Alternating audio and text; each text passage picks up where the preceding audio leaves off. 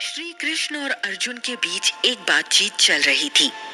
अर्जुन अपनी चिंताओं और भय के बारे में चर्चा कर रहे थे।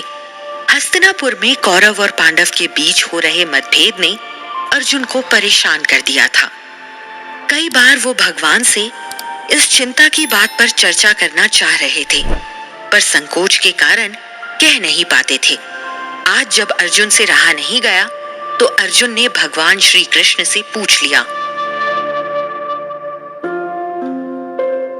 कृष्ण, मुझे आजकल डर और किसी चीज के खो जाने की चिंता क्यों होती है? मुझे ये समझना है कि ये भावनाएं क्यों इंसान के अंदर पैदा होती हैं और क्या उन्हें इस तरह से तैयार किया जा सकता है कि वो हमारे हिसाब से हो। इसके अलावा कृष्ण, चिंता पर जीत कैसे पाई जा सकती है? अर्जुन, तुम्हारे प्रश्नों के जवाब के लिए मैं तुम्हें एक कहानी सुनाऊंगा। एक बार एक बच्चा बगीचे में दोस्तों के साथ खेल रहा था और सभी बच्चे छुपम छुपाई खेल रहे थे। सभी उसे अकेला छोड़कर कहीं किसी कोने में जा छिपे।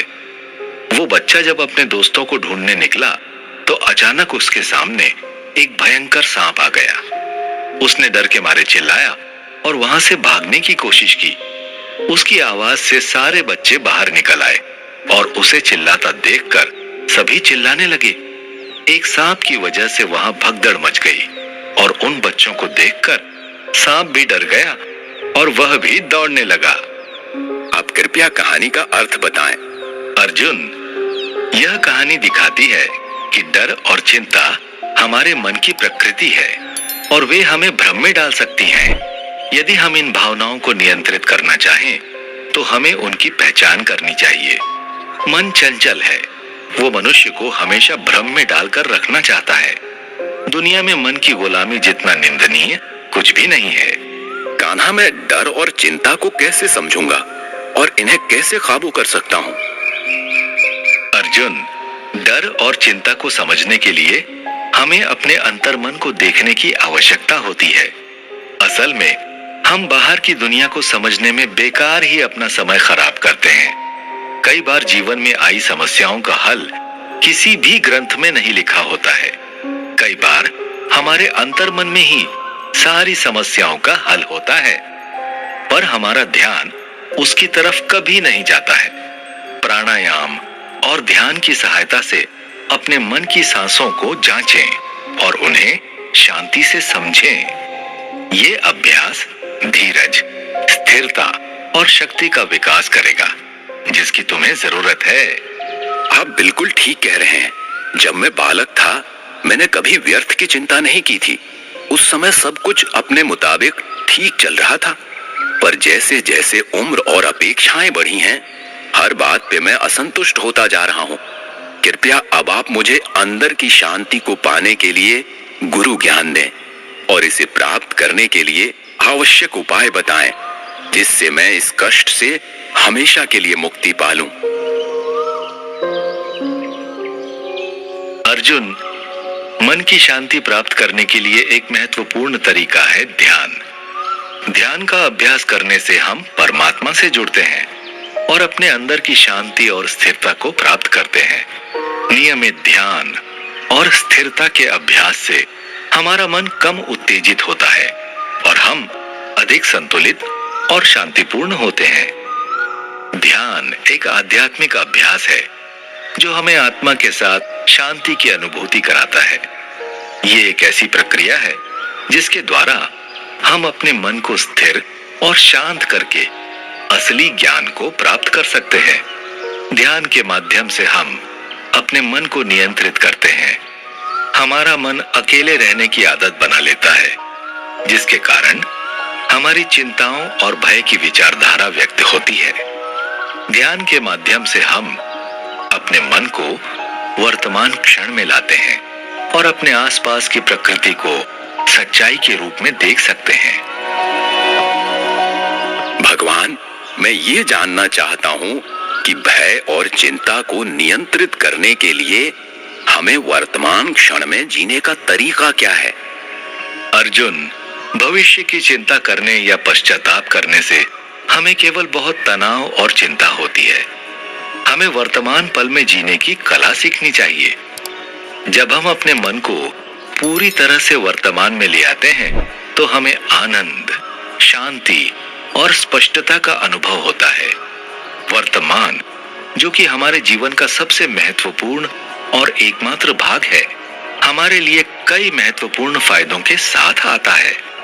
जब हम वर्तमान में जीते हैं तो हम सच्चाई को स्वीकार करते हैं, जीवन की सुंदरता को अनुभव करते हैं और अपने आसपास की प्रकृति के साथ मिले हुए होते हैं। यहाँ कुछ महत्वपूर्ण फायदे हैं जो हमें वर्तमान क्षण में जीने के लिए प्रेरित करते हैं। वर्तमान में रहने से हमें शांति और स्थिरता की अनुभूति होती है। हम बाहरी तंगी और मानसिक चिंताओं से मुक्त होते हैं और एक आंतरिक शांति का अनुभव करते हैं। वर्तमान में रहने से हम सच्चाई को स्वीकार करते समय हिचकते नहीं हैं। वर्तमान में जीने से हम अवसरों को बेहतर ढंग से पहचान सकते हैं और उनका समाधान कर सकते हैं। नए मौकों को खोज सकते हैं और हम आनंद को पूरी तरह से महसूस करते हैं। हम जीवन की हर छोटी बड़ी खुशियों को ग्रहण करते हैं और उन्हें अपनी जिंदगी में समा लेने की कोशिश करते हैं। हम अपने परिवार के लोगों के साथ एकांत में रहकर आनंद लेते हैं और संबंधों को मजबूत बनाते हैं। वर्तमान क्षण एक अमूल्य उपहार है जो हमें सच्ची खुशी, स्थिरता और आत्मानुभूति का अनुभव कराता है। हमें इसे जीने के लिए संवेदनशील होने और अपने मन को वर्तमान क्षण में लाने की साधना करनी चाहिए। हमारी जिंदगी में वर्तमान क्षण का महत्व समझने से हम खुशहाल और संतुष्ट जीवन जी सकते हैं।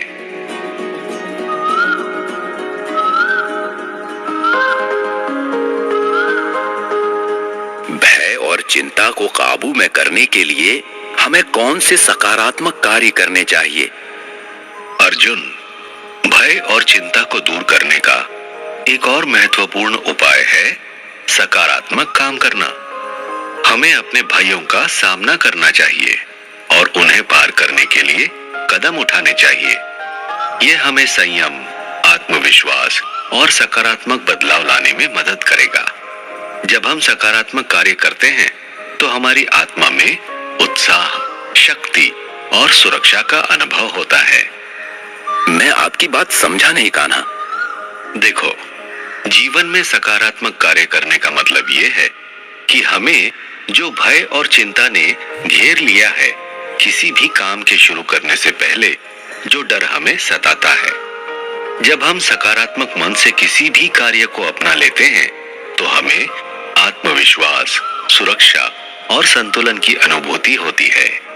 ये सकारात्मक सोच हमें अपनी शक्तियों को पहचानने, अपने भविष्य को सजाने और स्वयं के साथ आगे बढ़ने के लिए सक्रिय रहने की प्रेरणा देता है। इसका मतलब यह है कि हमें अपने भय का सामना करना और उन्हें पार करने के लिए कदम उठाने की आवश्यकता होती है। कोई भी भय हमें आगे बढ़ने से रोक सकता है या हमारी प्रगति को रोक सकता है और हमारे संघर्ष में बाधा उत्पन्न कर सकता है। हमें उस डर की पहचान कर लेनी चाहिए और जल्दी से जल्दी उस भय को खत्म कर देना चाहिए, क्योंकि ये भय अपने ही मन की उपज है, वास्तविकता से उसका कोई रिश्ता नहीं है। इसलिए हर सकारात्मक कदम हमें भय को हराने में मदद करता है। इससे अर्थ ये नहीं है कि हमें बिना सोचे समझे और बिना योजना के आगे बढ़ना चाहिए, बल्कि सकारात्मक कदम का मतलब ये है कि हमें अपने भयों का सामना करने के लिए एक ठोस और व्यवस्थित योजना बनानी चाहिए। हमें अपने सपनों को पूरा करने के लिए कठिनाइयों का सामना करना पड़ सकता है, लेकिन सकारात्मक तरीके से ही हम उन सभी चुनौतियों को पार करने की ताकत प्राप्त करते हैं और अपने लक्ष्य की ओर आगे बढ़ते हैं। तो अर्जुन ने भगवान श्री कृष्ण से पूछ लिया। अर्जुन उनकी बातों को समझने की कोशिश कर रहा था। कई दिनों से उसकी आंखों के सामने जो विचारों के बादल चक्कर काट रहे थे, वो अचानक से गायब हो चुके थे।